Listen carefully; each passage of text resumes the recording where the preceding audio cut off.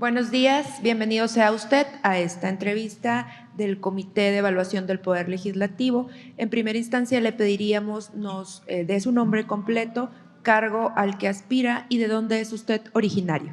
Gracias. Mi nombre es Alonso Pérez Becerril, aspiro a ser ministro de la Suprema Corte de Justicia de la Nación y soy del Estado de México.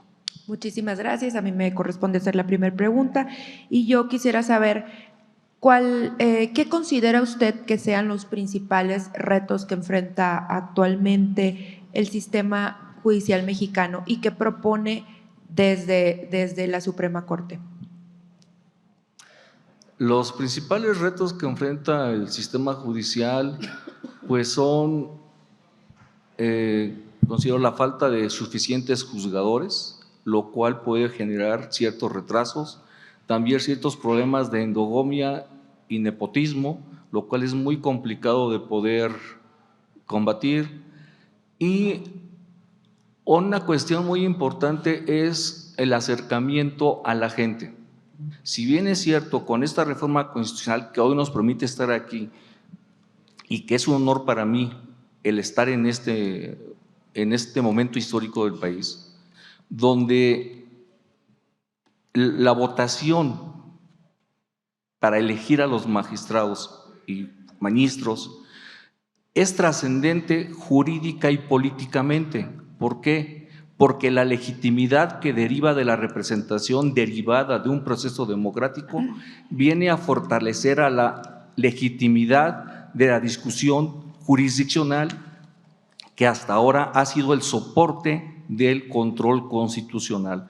Ese es un primer, y esto viene a solucionar un debate de muchos siglos, porque siempre se debatió a quién le correspondía el análisis constitucional, si al Poder Legislativo, que él crea las normas y es elegido por el pueblo, o al Poder Judicial, que no es elegido. Entonces, esta reforma viene a legitimar ese control constitucional, pero ese es un primer acercamiento. Creo que el Poder Judicial tiene otros retos muy importantes, como es el transmitir su actividad al pueblo. Quizás ahora, derivada de la representación, haya una especie de rendición de cuentas. Entonces creo que sería conveniente que el Poder Judicial se abriera e hiciera manifestaciones donde le explicara a la gente sus sentencias, porque no solo actualmente lo hace a los abogados, no, se trata de hacer una comunicación a la sociedad en general, donde sepan y la gente entienda qué es lo que está pasando, y eso puede muchas veces a la gente ayudarlos a ¿qué? A tomar mejores decisiones en su vida, porque va a conocer lo que hay. Y la otra cuestión también es importante que las sentencias que emita el Poder Judicial tengan ciertos rasgos humanos, es decir, que se eliminen las barreras lingüísticas y de gramática derivadas del lenguaje técnico que se utiliza y utilizar formatos de sentencias más adecuados a la gente común, para que la gente sepa realmente qué es lo que le están diciendo, porque muchas veces ni los abogados entienden por el uso técnico de las palabras. Creo que se tienen que utilizar formatos de redacción simple para esto. Y la otra cuestión, también para los abogados es importante que la Corte, que el Poder Judicial difunda las sentencias de los jueces de distrito. Esas sentencias no las conocemos. Si queremos conocer esto, pues conocemos en el semanario judicial, en la Gaceta, pues sentencias de los colegiados o de la Corte, pero las de los jueces de distrito no están. Y eso creo que es importantísimo que se pueda difundir. Y también creo que una forma para que la Corte pueda difundir su idea ante todos es utilizando el canal judicial, pero en la vía abierta, no en la televisión de paga como está actualmente. ¿Para qué? Para que la gente tenga acceso a lo que se hace en la Corte y, repito, de una manera que sea entendido por el pueblo, no solamente por los abogados, y buscar de qué manera se pueda interaccionar con la gente. Gracias. Abogado, muy buenos días. Buen día. ¿Sería tan amable en darme su concepto de plena jurisdicción, los alcances y los límites en el caso de la Suprema Corte de Justicia? La plena jurisdicción implica que la Corte tiene la facultad de poder hacer cumplir sus fallos. ¿Y qué otra cosa me preguntó, perdón? Sus alcances y sus límites. Pues yo en lo personal no veo que tenga algún límite, simplemente está en la ley y hay que cumplirla. Muchas gracias por su respuesta. ¿Alguien quisiera hacer una tercera pregunta? Sí. Adelante. Licenciado, buenos días. Buen día. En materia de derechos humanos, ¿en qué casos se estima se actualizan violaciones graves a estos? Y también en el contexto mexicano, si en las últimas décadas se han dado violaciones graves a estos derechos fundamentales. Claro que sí. Yo quisiera comentar mi experiencia, por ejemplo, en materia fiscal. Hay un caso que me parece que es violatorio del acceso a la justicia, que es un derecho fundamental. ¿Por qué? Porque actualmente, aparentemente, el recurso de revocación que se interpone ante la autoridad fiscal es optativo, porque así lo dice el código. Sin embargo, tal optatividad no es así. ¿Por qué? Porque hay causales de improcedencia. ¿Cuáles son estas causales? Es decir, si por motivo de conexidad de actos, es decir, si en contra de, por ejemplo, se hace una auditoría y en la auditoría a la empresa le imponen una multa, esta empresa puede impugnar la multa mediante recurso de revocación o se puede ir a juicio, tiene la opción. La auditoría continúa, pero se afinca un crédito. Vamos a suponer, la autoridad, el particular interpuso juicio, pero resulta que únicamente puedo ofrecer ciertas pruebas que no se ofrecieron dentro del procedimiento administrativo en el recurso de revocación. Pero no puedo interponer recurso de revocación porque se lo interpongo, como hay un acto conexo, mi recurso va a ser improcedente en virtud de que yo impugné una multa de 1,000 pesos en juicio.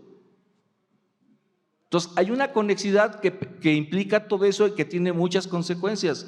Se argumenta que esa improcedencia es para evitar sentencias contradictorias. Pues si lo que se busca es que haya sentencias contradictorias, muy simple, pues que se diga que el recurso no procede y se remita al tribunal, o si fue viceversa que se haga, pero no, se declaran improcedentes. Entonces yo siento que ahí hay una clara violación a los derechos humanos, porque no hay acceso a la justicia, porque aparentemente hay una posibilidad de impugnar algo, y esto trae a colación una propuesta de reforma en materia fiscal, ya que estamos en este tema.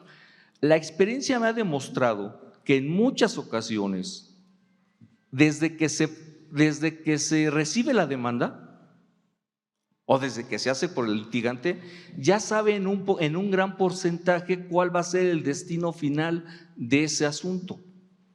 ¿Por qué? Porque la violación es muy notoria o porque ya existe jurisprudencia específica sobre el caso, porque es un caso que ya ha sido muy estudiado.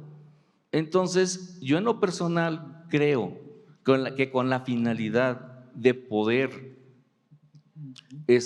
dar una justicia más pronta y expedita, sin poner en peligro el equilibrio procesal. ¿Por qué? Porque la parte procesal es el Estado, y si el Estado aprueba la ley, pues está dando su consentimiento. Entonces yo considero que hay muchas ocasiones en que el tribunal, y esto se puede llevar a otras materias, si sobre el caso específico que se van a decir, ya hay una jurisprudencia específica, yo estimo, por mi experiencia, que en el auto de admisión de demanda se puede resolver, lo cual ahorraría ¿qué? Todo un procedimiento, ahorraría tiempos, presupuesto, muchas cosas. Y si la autoridad final no está de acuerdo, va a hacer lo que siempre hace, se va a recurso de revisión. ¿Me explico? Creo que sería algo muy importante y eso quitaría mucho trabajo a los tribunales, ahorraría muchos recursos y habría una mayor justicia pronta y expedita. Muchas gracias por su respuesta. Le quedan poco menos de 2 minutos, si gusta darnos un mensaje de cierre. Repito, agradezco mucho la oportunidad de haberme invitado, lo cual me permite seguir participando en este evento histórico y repito, esta reforma que nos ocupa, desde mi punto de vista, repito lo que dije al principio, es trascendental política y jurídicamente porque viene a resolver un dilema de más de 200 años, de a quién le correspondía la interpretación, si al Poder Legislativo o al Poder Judicial. La elección popular viene a sumar las dos legitimidades, la que da la representación a la del control constitucional, que es mediante la sentencia fundada y motivada, que es lo que había estado sustentando el control de los tribunales como los conocemos. Entonces, desde ese punto de vista, para mí es fundamental y qué bueno que lo hizo México. Creo que esto lo han hecho muy pocos, si no es que no me atrevo a decir que nadie, pero creo que esto va a llamar la atención de muchos países, porque se está resolviendo un dilema de más de 200 años. No es algo nuevo, ni es un capricho, es algo trascendental desde mi muy particular punto de vista y por eso tuve la intención de participar. Y les agradezco mucho su tiempo y haberme escuchado. A nombre del Comité de Evaluación del Poder Legislativo, le damos las gracias por su presencia, por sus aportaciones, su tiempo y le pedimos esté atento a cualquier notificación que pudiéramos hacerle llegar vía correo electrónico. Muchísimas gracias y buenos días. Muchísimas gracias y que tengan buen día. Igualmente. Gracias, abogado.